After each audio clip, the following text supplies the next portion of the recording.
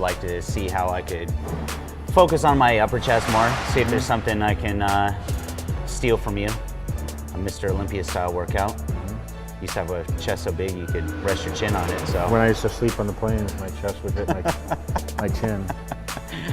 So yeah, let's just go through your chest routine then. Okay. Everyone wants to know what you do for chest. So like the type of chest routine that you would do if you were trying to build it, not just a maintenance program, but maybe even the routine that, you know, early on in your career, you know, to really to build mass. All right, let's start with a machine press and do warm up the chest a little bit, and then we'll work right into it. I think people have a hard time learning to feel a muscle, you know, trained by feel. So with chest, are there any little tricks? You know, most importantly, when you do a chest movement, you're gonna focus on really keeping the chest high, okay? So you don't wanna kind of curl over, you wanna keep the chest out, and you wanna contract. Right. Everything is about contracting, it's not about just pushing the weight. So most importantly, you wanna feel that peak contraction, especially at the top, where you're not really locking out the elbows, but you're getting a really good squeeze on the chest.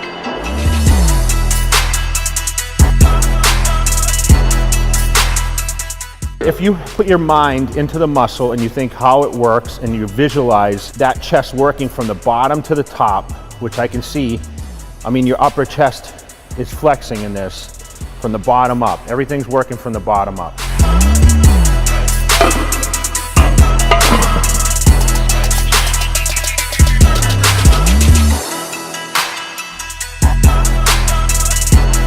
There has to be a plan of attack every time you go to the gym. So what I try to do is I try to visualize every workout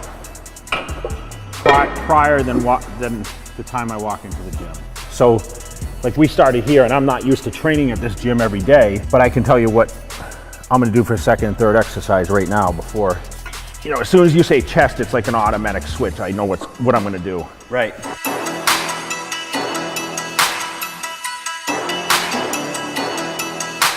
Also, when you train, you got a nice steady rhythm. In other words, you're not resting at the bottom, resting at the top. It's just like a nice steady rhythm. Because the reps, especially for me, because I'm bigger, look shorter. So really what I'm trying to do is I'm trying to, when I get into it, the chest starts off in a contracted position, and the movement's only where I can actually feel my chest pumping.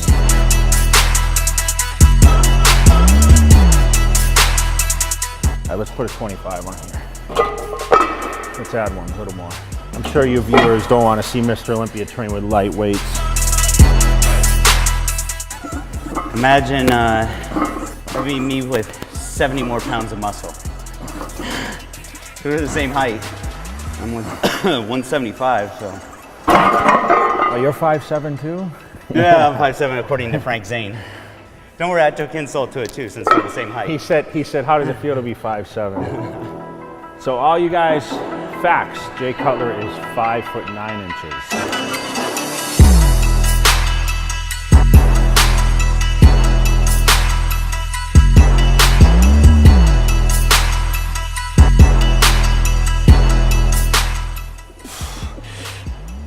Come on, two more. One more. Good.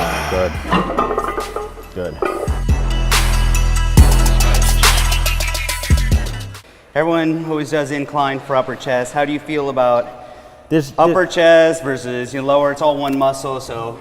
There's no way to really isolate, I believe. I think it's a farce to think that, well, I'm gonna do incline, so it's only gonna work my upper chest. Right, it's one muscle group. I think it's gonna help, but remember, angles is how you build muscle. That's why we choose different movements. So I always believe that people lack upper chest and they think, okay, well, I'm gonna do more incline movements, is gonna help that. I don't think that either someone's genetically gifted with it or they're not. I've seen guys do tons of incline stuff and their upper chest never grows. It's the whole chest in itself. Remember, I told you work from the bottom up. Right. As you build, your upper chest is gonna have no choice but to grow.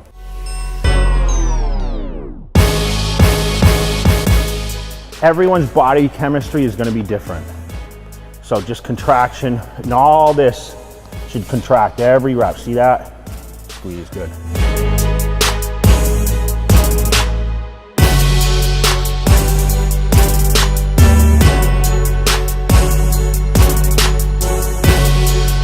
it's all about the contraction, you know, each rep.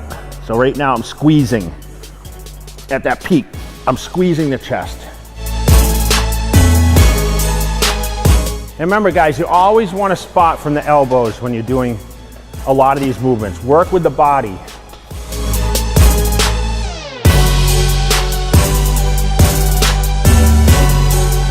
Never slam your weights either. Only I can do that in my home gym. No yelling either. Do you ever yell, honestly? Only when I wanted people's attention. Attention?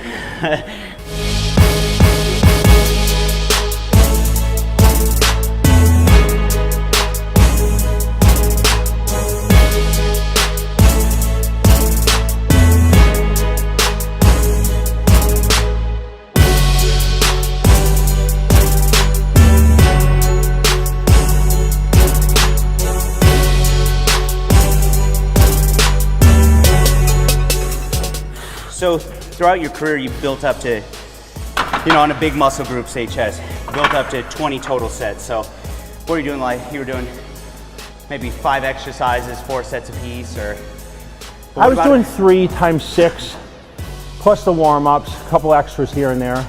The best way you can actually watch is to see someone do something and perform like these kind of workouts where you see, okay, this is what he does. Right. 90% of anyone that approaches Jay Cutler at any event in the world will say to me, I watch your videos on YouTube. Did you just refer to yourself in the third person? Yeah. When you're Jay Cutler, you can do that. They watch the YouTube videos. Yeah. Because number one, it's free, and it's the best content that you can find out there with for people to see. Yeah. Okay, let's go. Up. Good.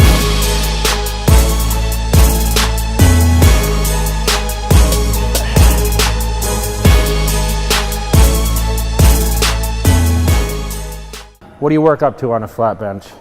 I don't do much flat bench, but you know, there was a time when I did. There was a time when I used to be a lot stronger. You know, strongest I ever was, I was never very strong. I was always kind of skinny with long arms. So bench was never a strength for me, but I could do 315 for, 5. That was at my strongest. But 225, usually that's 12 reps. Yeah. Same thing with this, contraction, bar never touches your chest, okay? Do you envision things like I tell people to almost envision like trying to crush the bar between them so they get that contraction? What I tend to do is I tuck my chin, and what I want to feel is my chest almost hit my chin. Well, my chest isn't that big. Yeah.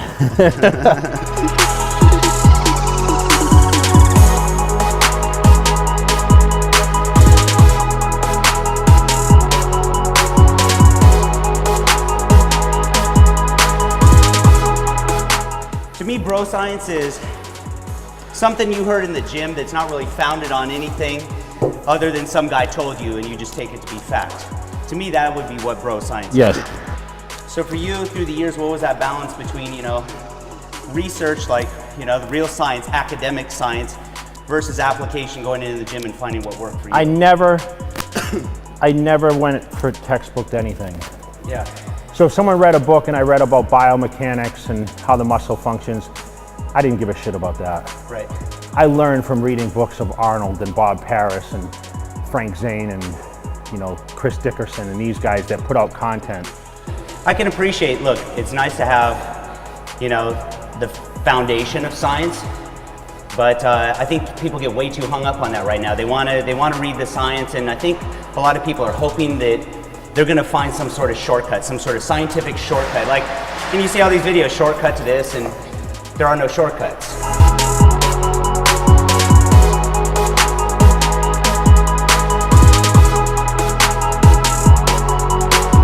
What was the physique that inspired you? Bob Paris.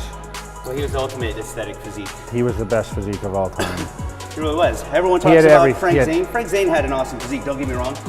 His physique inspired me because he was a small guy. He was our height. Yeah. At his max 190. But Bob Paris, he had those just perfect lines. Yeah, guys watching this, make sure you guys check out Bob Paris. You guys can Google up pictures because a lot of people don't know the name. Yeah. But when I was 16, I picked up a book at GNC because there was no real like specialty stores at the time. It was, you walked into GNC, that's where all the products were sold and everything else. And I bought a book called Beyond Built.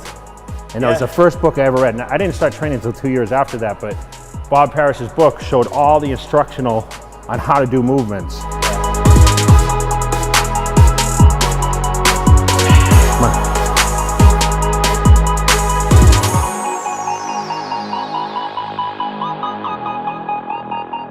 All right, so what we're gonna create with this now. What do you got there? I hate to call this a cable crossover. It's on 55. Because it's not a cable crossover. It's just a cable fly. So instead of crossing over, you're just squeezing. we're gonna step in, but with this, instead of coming down, you see too many people, they do this movement and they do this. Right. And it's like we talked about. The chest is gonna curl over, okay? And you're gonna hit more shoulders and arms, everything else. So what I'm gonna try to do is I'm gonna step out and I'm gonna create, I'm gonna push and I'm gonna come out and really just contract the chest, okay?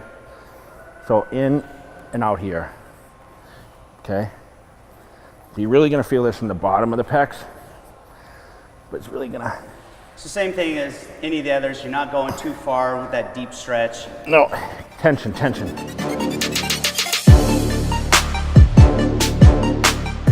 So you can see where all this is coming out. You can see all the fibers all the way up to here. So great movement. Once you get a lot of blood into the muscle, you do some compound movements, stretch this thing back out, and then you know, determine, okay, do I need to go further with the workout from there?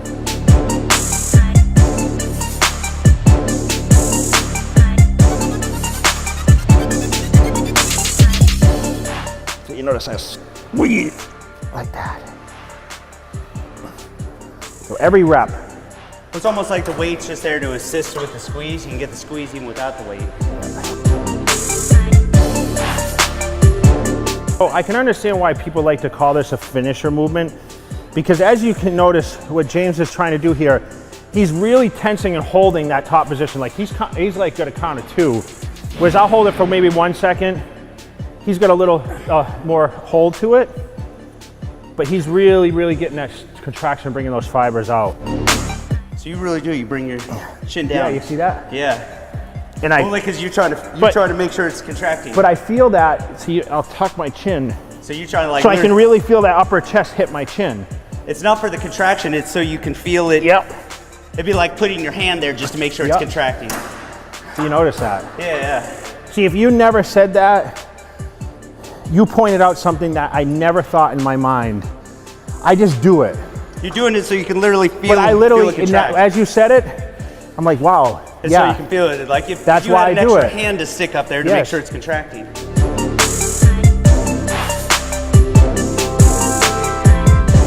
Good, please. Good. Good. So, these 16 4 movements, sets. 4 sets apiece, so 16 sets. What do you normally, on a full workout, what would you pair chest with? Everyone's split is different. I've done it all, but most importantly, I do it now. I do chest one day, shoulders one day, legs one day, back one day, arms one day. So there's 5 total days a week that I train, but very rarely do I do 5 days in a row. And that's because of the travel. But if travel weren't an obstacle, would you train Monday through Friday and rest on the weekend? You'd still break it up? Usually not more than 3 days in a row, because by that 3rd day, I'm pretty tired. Right. So I would normally train on a 3 days on, 1 day off, 2 days on, 1 day off. And through your whole career, you've only done 1 body part per week? No. I've done, yes, once every 5 to 7 days. Yeah. I've never done twice a week, like arms a week I train.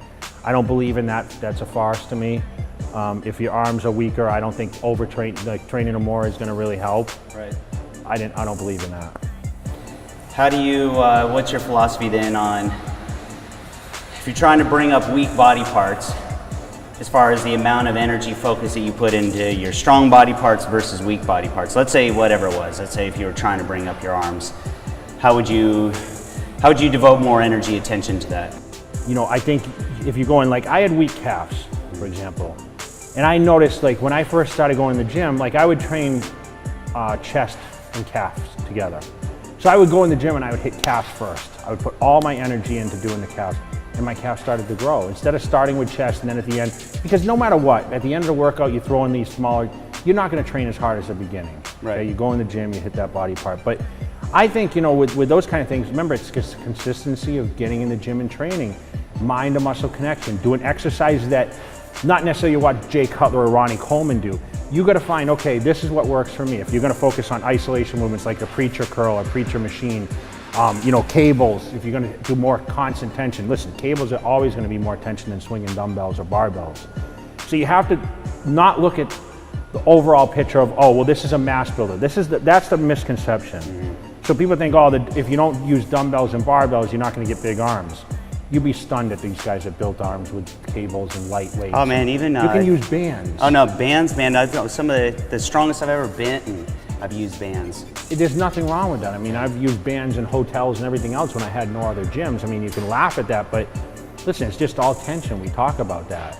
Well, cool, man. Well, this was cool for me. I mean, no matter how long I've been training, I'm always curious to see different people's perspectives, and I think everyone kind of has their own way of doing it, and you kind of pick and choose.